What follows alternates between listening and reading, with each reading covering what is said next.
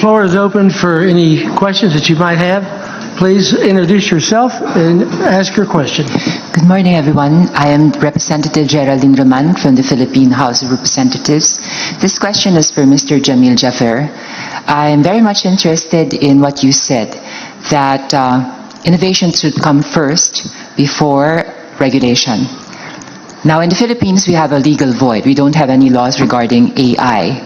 And in fact, we are on the receiving end of AI that comes from Asian superpowers, China, basically. And we have seen how AI is being used to manipulate public opinion, also to destabilize our government. So in our case, we are not innovators in our country. We haven't reached that point. Cannot innovation and regulation start together? To give you an example, when we open the market to AI companies and investors, can we not limit the type of use that this technology can be applied to? Something like that. I'd like to listen what you have to say about regulation and innovation. Thank you. No, thank you for the question, Congressman, and I think it's a very important point. There are types of regulation that might be valuable in this domain. Thinking about where your country and your companies, your innovators buy their technology from, right? Thinking about the capabilities they rely upon, right? That might be a smart way to think about regulation. The places to be cautious about regulation are to think about when you start limiting the access to data you might put in there, or you start limiting the access to the compute you might have, or you start limiting access to the utilization of that AI data, or those AI created outputs, you might then have a result that prevents innovation from happening in those domains. Now you might say to yourself, look, as the European Union has, look, it's so important to us that we protect against harm in certain areas, or we're so worried about discrimination in certain areas, that we're going to rate the AI usage in that area as high risk, and we're going to subject it to higher standards. There's nothing wrong with making that decision. The results of that decision, though, oftentimes will be that you tamp down innovation in those domains, the innovation happens elsewhere, and then you can utilize it or not. Europe has operated that way in a variety of regimes, for decades. And Europe has thrived economically relative to the rest of the world. But relative to the United States, when it comes to GDP growth, when it comes to technological innovation, when it comes to creating new capabilities in this domain, for better or for worse, Europe lags significantly behind. And part of that, not all of that, part of that I think turns on this decision to limit how you utilize it. So smart limits are okay. I think you're right to raise that question.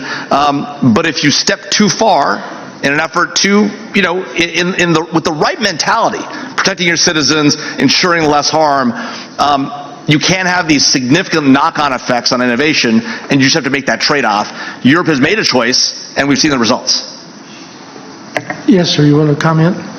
Yeah, I guess my one comment to that is, it might be good to think about what area of regulation this is, right? Rather than defining that as an AI regulation, this is really a media regulation, right? I think many countries control ownership of television stations, right? Radio stations.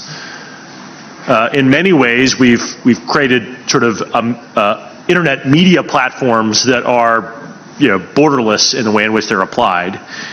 So it's really not necessarily an artificial intelligence problem. It's about how do media outlets influence and spread disinformation. So I would almost define it that way.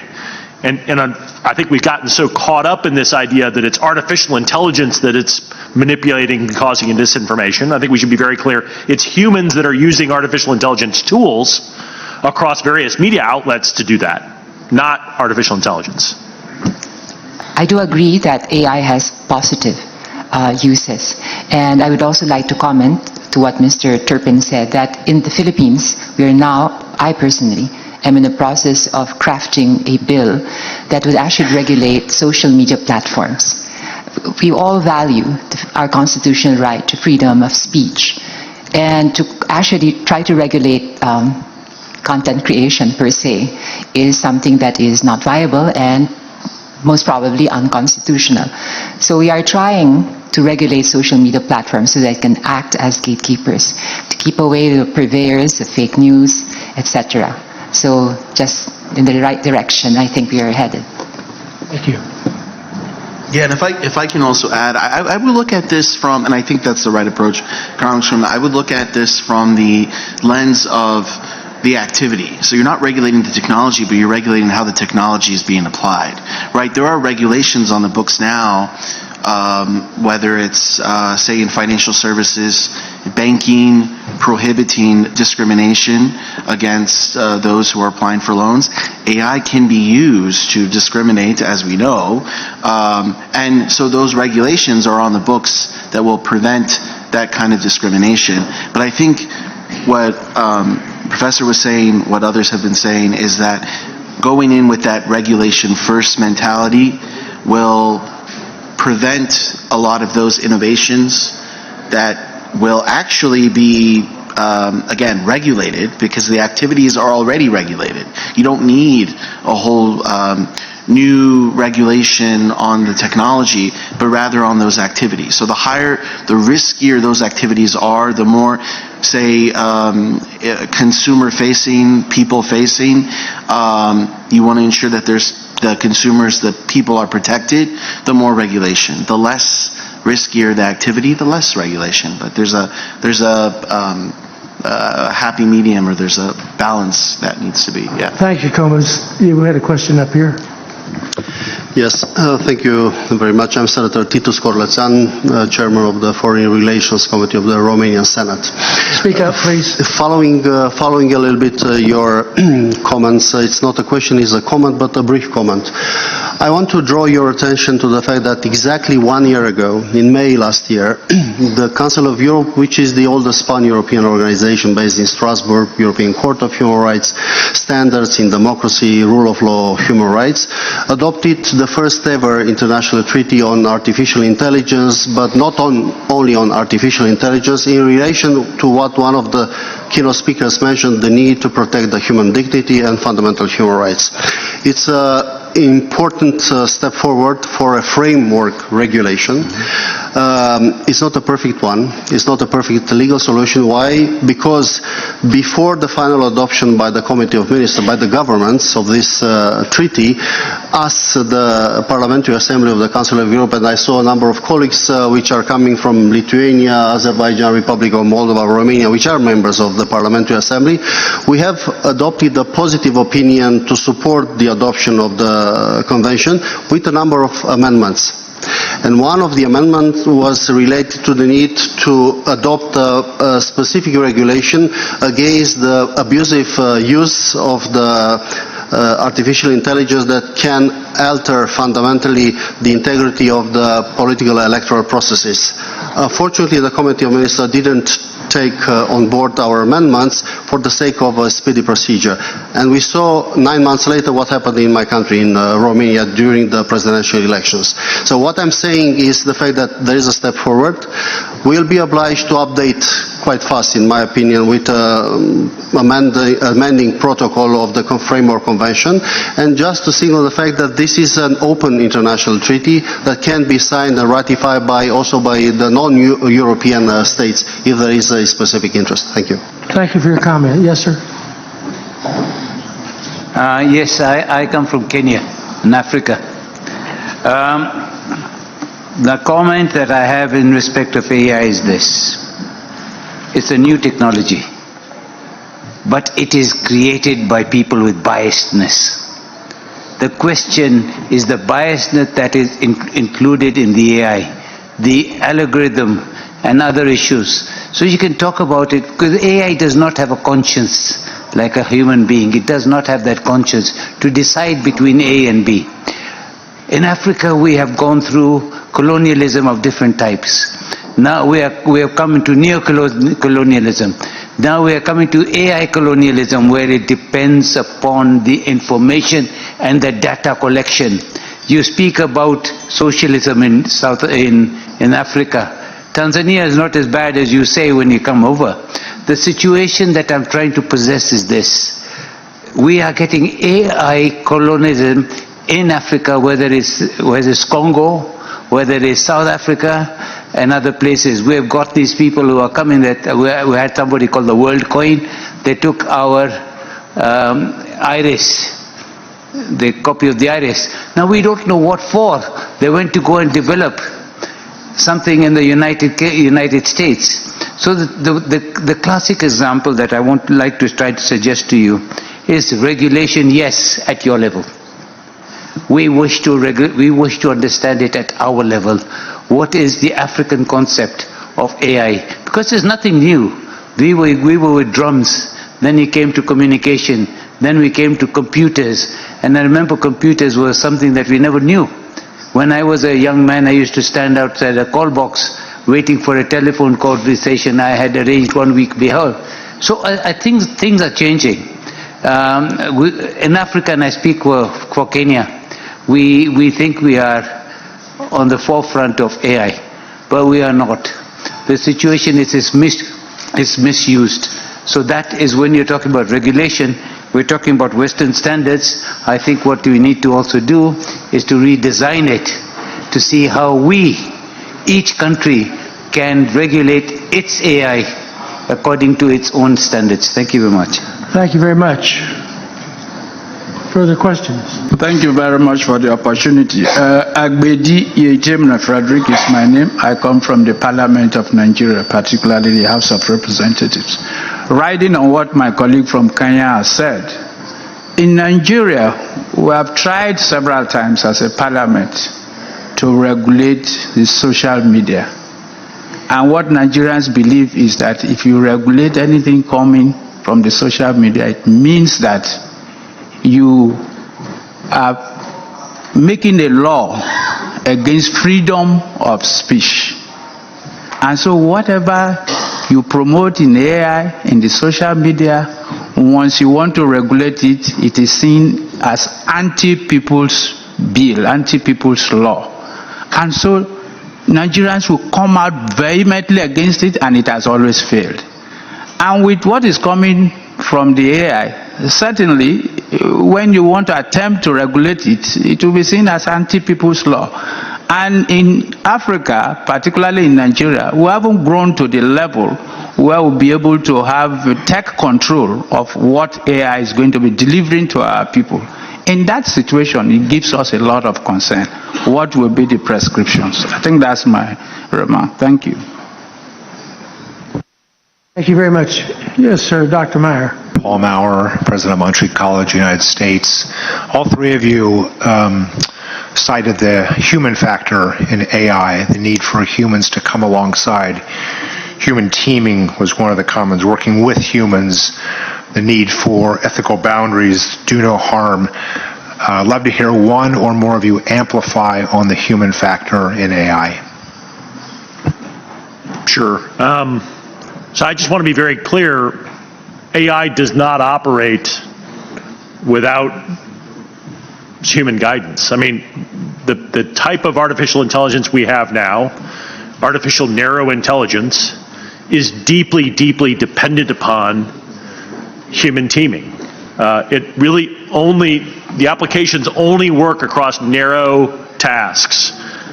We hear an awful lot about artificial general intelligence or artificial superintelligence, things that are in the future, right, that would operate as a human operates across multiple, that has wide competency across multiple things, can operate sort of in a self-aware and a self-functioning way, but that is simply not what we have today. Right, so I want to be very clear. These are tools that humans use to do jobs. Right, it could be in